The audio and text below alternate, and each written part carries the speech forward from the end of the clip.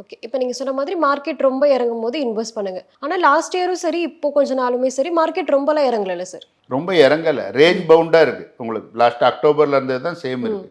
அதுக்கு different kind of reason you can see that. Main thing எல்லாம் FI எடுத்துகிட்டு போகிறான்னு சொல்கிறாங்களே தவிர எல்லா மணியும் எடுக்கலை. அரௌண்ட் 15-20% எடுத்திருக்காங்க. ஏன் அவங்க ப்ராஃபிட் இங்கே புக் பண்ணுறாங்க. இப்போ இதே இதில் இன்னொரு ஆங்கிளில் பாருங்கள், லாஸ்ட் இயருக்கு முன்னாடி 3 வருஷமாக சைனாவில் ரிட்டர்ன் கொடுக்கவே இல்லை. சைனீஸ் ஈக்விட்டி இதெல்லாம் மார்க்கெட் இது. அப்போ என்ன பண்ணாங்க, they are invested here or Vietnam other country. எங்கெல்லாம் சீப்பாக இருக்கோ அவங்க இன்வெஸ்ட் பண்ணுறாங்க. அப்போ எங்கேருந்து எடுப்பாங்க, எங்கே ப்ராஃபிட் இருக்கோ அங்கேருந்து தான் எடுப்பாங்க. மோரோவர் இப்போ ட்ரம்ப் நம்ம இது பண்ணியிருக்கிறது இதெல்லாம் மோர் ஆஃப் இந்தியா சென்ட்ரிக் இதுதான்.